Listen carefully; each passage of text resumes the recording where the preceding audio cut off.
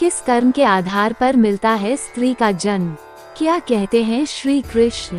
कई बार हमारे मन में विचार आता है कि आखिर नारी का जन्म किस आधार पर मिलता है, कौन सा कर्म करने पर नारी का जन्म प्राप्त होता है।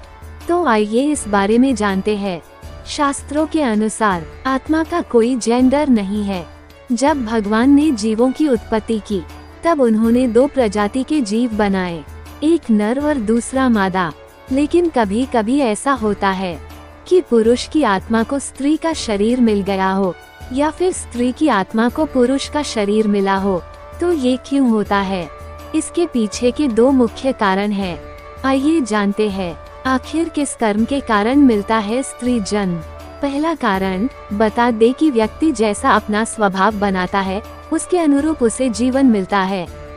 जैसे कि आपने अपना स्वभाव पशुओं जैसा बना लिया, जो काम पशु कर रहे हैं वो आप कर रहे हैं, वही जो पशु खा रहा है वही हम सेवन कर रहे हैं, तो निश्चित रूप से हमारा जन्म पशु का होगा।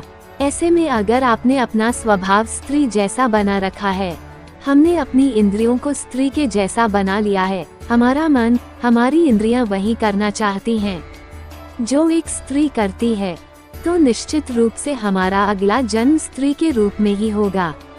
दूसरा कारण आपको बता दे कि मृत्यु के समय मनुष्य की आसक्ति जिस ओर होती है उसका जन्म उसी आसक्ति के आधार पर होता है।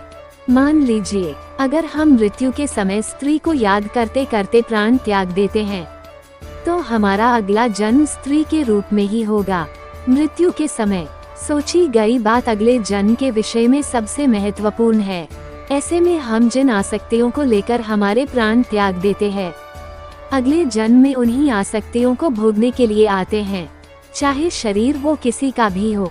अगर मरते समय हम स्त्री में अपने मन को फंसाए रहे अथवा स्त्री को सोचते रहे, स्त्री में हमारी आसक्ति बनी रही, तो अगला जन्म हमारा स्त्री का हो जाएगा। मतलब जिस चीज को हम सोचकर मरते हैं, हमारा अगला जन्म उसी का होता है। तो दोस्तों, आपको हमारी ये जानकारी कैसी लगी? कृपया कमेंट करके बताएं तथा और भी ऐसी रोचक जानकारी के लिए हमारे चैनल को सब्सक्राइब करना ना भूलें। आपका बहुत बहुत धन्यवाद।